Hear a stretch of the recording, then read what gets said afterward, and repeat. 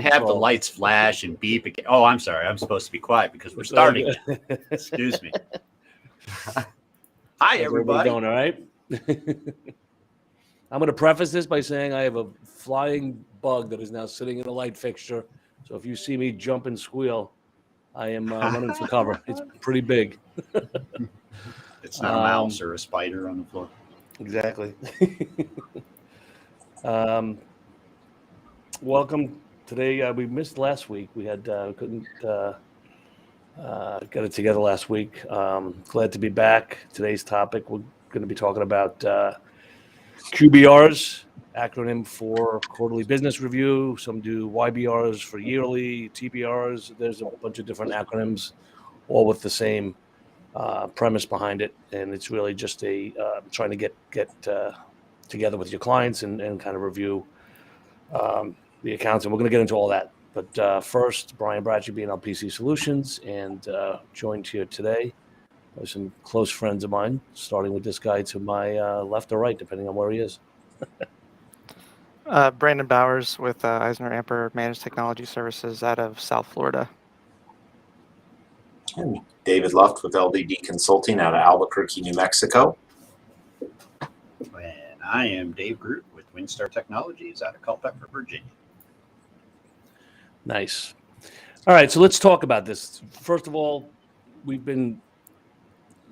have all the good intentions to have these meetings with our clients, and I will be the first to say that it is challenging to get them scheduled and actually, get with the client and go through the process. But there's so much value there when you do have the meeting and get it scheduled. And what we've turned to now is automation for getting this process done. So we send out automatically emails to the clients, and we send it. I think it's quarterly or every 6 months, and let them pick the time on the calendar, and then the automation flows through, and we know what to prepare, what to bring with us. Most of the time we bring lunch, so we kind of preface it that way. Let us buy you lunch. Sit down and kind of review your account. You guys do some similar stuff like that, or try to? I mean, I would also mention some people call them different things, like a QBR, quarterly business review, strategic roadmap meeting, things like that. Alignment, and I think strategy, alignment, conversation, whatever. And what I want to talk about for a second is I feel like that means so much to different.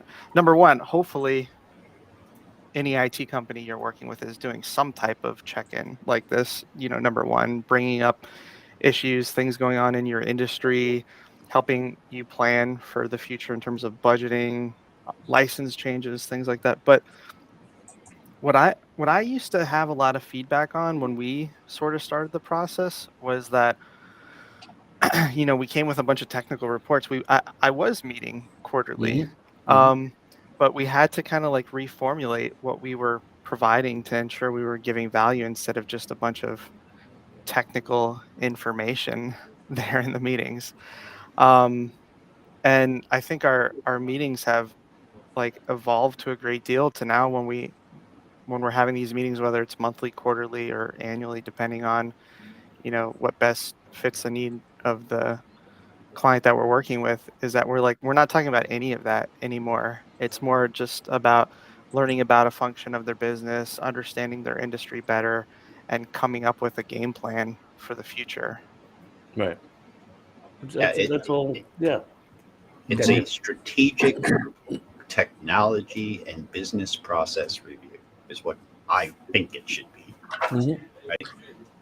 And I think we all started with the reports. Because that's what we know. Look at how many updates we did. Look at how many patches we did. Look at how much free space is on your hard drive. Nobody cares.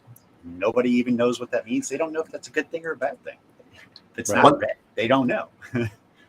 One thing we've been doing is just actually going over the services that we're providing, because we found that a lot of people thought we were backing up all their desktops, even though they didn't want us to do that because it can be expensive.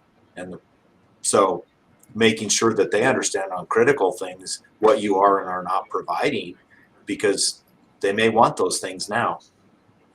Yeah, the business needs change, right? I mean, they may not need something you're providing, and they may need something new that they're not even aware you have. Or something they a may little be- ramped up from what you're providing. But also when their staff changes, the person you originally worked with may not be there and the new people Right. don't know at all. Not to mention companies across the board are having staffing issues, right? So they're needing to be creative.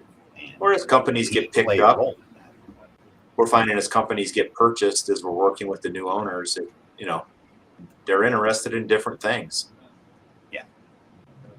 What do you guys feel like is, the main importance for your customers actually meeting with you on some of these things? Like what's the value they're getting? Because for some, we have a hard time connecting in some cases, or they get canceled, and then it seems like they're much more difficult to get that sit down. And then some customers, like, if we could do one every month or every week, like, they would want to meet with us then. I'm curious what you guys are seeing, and what are you doing to bring more value there. And I guess it will raise a question of what the audience sees and what they're getting from their provider if they're even having these Yeah. meetings. Yeah, I mean, you don't want to kind of preface it like a sales meeting, right? I mean, going in there with that agenda, and some people do that, but we just kind of we put it out like it's time for us to chat and see how you guys are doing, see how we're doing, and kind of make it more personal than business. And but like I said, we bring lunch for the entire office, so um, we don't have huge clients. They're 20, 25 people is probably the average size, and sometimes I meet with one person, bring lunch for the office, but meet with that one person, and sometimes it's a team of people. And I think, and I try to encourage them. Let's have other people sit in here and get some input. And a lot of times I've walked out of QBRs, honestly, guys, and saved the customer money. Like they've walked out paying like because there could be there's 5 devices that they're no longer using that they never told us about, and they're still getting billed for them and stuff like that.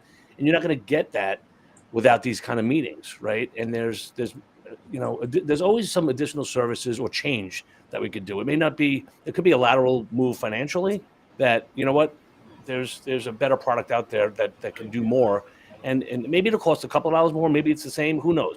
But until you engage and, like you were saying, Brandon, understand their business, we're pretty heavy in the financial and accounting verticals, and we work with the vendors. So if we know of changes coming up or to processes, or they want to go cloud with some things, it's time to have those conversations. And we honestly, that's the only time that we go over warranty information, because we don't talk to them about that. We gone are the days, like you're saying, of going there with all your reports and your stats, and they don't care about that. And we do let them know what their staff thinks of us, like on the CCATs on our reviews on tickets. And so we kind of fluff that a little bit and put that in front of them and just say, and is there anything where we're falling weak, and just make it personal and not salesy. Don't go there with a stack of things to, all right, here, let's, they don't care about that. Don't bring a bunch of quotes with you when you Exactly. sit And down. people do that, though. I've talked to many people, Yeah. and some sit there and with all quotes, and they get a signature right there. And that's not my agenda. That's not how we do it. But there's a ton of value, and I wish I could do it more often. I mean, we average once a year. I'd like to get that down to I'd be happy with twice a year. Quarterly would be great, but I just don't have the bandwidth right now, and the clients don't have a need necessarily. But twice a year would be ideal. The cadence is based on the customer, right? I mean, not every customer needs to meet every quarter. I've got 2 customers I meet every week. It's a different thing. It's just what you got to do. I have one customer that we meet with every month. But like Brandon mentioned too, it's really a good opportunity to understand better their business and the direction they're headed, so that you can make sure that they're aware of services that you potentially offer that could help them, and things they're using that they might not need, like David said. David, both what you and Brian mentioned. So Brian, you talked about having other people in the meetings, and that ties into what you were saying, David. So I find that even in the smaller businesses, when maybe they've got the CFO and the CEO or something like that in the meeting, and we have an opportunity to learn a little bit further into a certain process of that business, or they'll bring in the sales manager or one of the ops people, and they'll start describing something that we were never aware of was going on, or something they heard about that maybe some of their other partners or vendors that they work with were doing.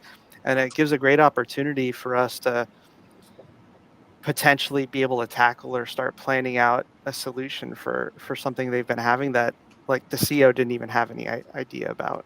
Right. I think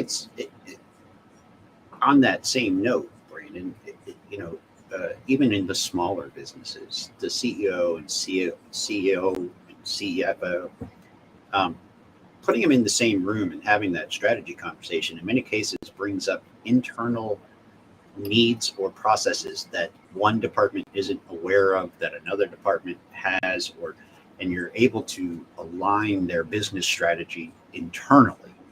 When you can get that right, now you're sitting at the table with those people who are making those strategic decisions and you are part of that equation. You can help them to guide their business and use of their technology so that they have that competitive advantage.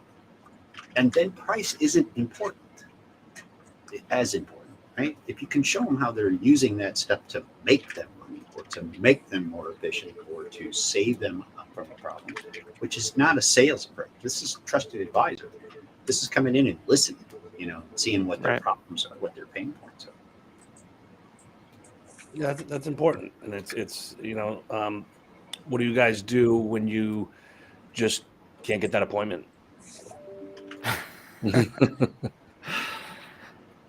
Usually it's, I find you got to get on the phone sometimes. Just, anybody who's been a business owner knows how fast your inbox fills up and how many people are like driving for your attention. And it goes a long way just going another avenue. For me, shooting a text or giving them a call and saying, hey, when can we get lunch, or when can we talk about X, Y, and Z? Or even having just like, in all honesty, hearing something new in their industry and bringing a little bit of like news or something going on, like, hey, I was reading about this, or it reminded me of you. Let's connect on this. And it just speaks to them a little more personal. And I feel like that's helped us re-engage with some customers. Yeah, I've had success, especially during the pandemic though, but doing them virtual. You know what? Listen, let's grab a half hour and I'll set up a meeting and I've had a lot of success with that too. So that's something that you guys can try too. We let our clients pick. They can do it virtual or in person. Right. It's good. I mean, in our industry, a lot of our work is remote, support is remote, and they're not seeing our staff as much. So it almost, you want to, have that conversation and say, listen, this just because you don't see us doesn't mean we're not doing, you know what I mean? We're not doing anything, because you're talking to the guys that's approving the bills and the invoices and all that stuff. So it's kind of, you want to be in their face, and we're getting back now to some normalcy with our on-site visits and regular, like we were at clients once a week at one point. We're not there yet, but we will be. But it's a different, now we're in a different, we all pivoted, and now we have to kind of realign and not lose focus on what we're doing here, right? But again, shooting a text, I mean, that's the thing, is all the automation that goes on with trying to schedule these, it's very easy. It just can get deleted, forgotten, whatever. But a personal text from you to your contact, I think that has some value too. The other thing I've been doing as I started getting into doing more tech stuff, just because we were shorthanded, is if I see an easy ticket at a customer that I've been having troubles getting a hold of, I'll just take that ticket, go over there, fix their problem, and just stop in. Right. And pop in, yeah. Usually they're willing to spend a couple minutes with you, and you can just review a few things with them and see how things are going. And I think people really appreciate that, actually. I also want to like mention how if your provider really isn't doing this and meeting with you and feeling like that's important, it's a little bit of a red flag, because I don't know how many times that we've taken over some type of an account where everything was just left to the last minute to do anything. So like a couple years ago, Windows 7 to Windows 10, or 2008 to 2012, or like, there's some major end of life situation going on. There was no planning, no communication happening. And all of a sudden, oh no, we need to spend how much money to replace how much equipment from one day to the next. So it's just, an additional like pulse or checkpoint that you can have with your provider to stay up to speed about what's going on in your industry, with your environment. What do you need to plan for so you don't have these like major red flag things that happen, fire happens 1 month to the next that you really weren't planning a budget for. Yeah. I think it becomes more and more important um, to be doing these with regularity, especially now with like supply chain issues, right? Yeah, It that's requires more planning to do refreshes and hardware replacement and increase in staff. Like, you have to plan for that. It's not just, hey, I'll order the stuff and it'll be here tomorrow. Like, no, so.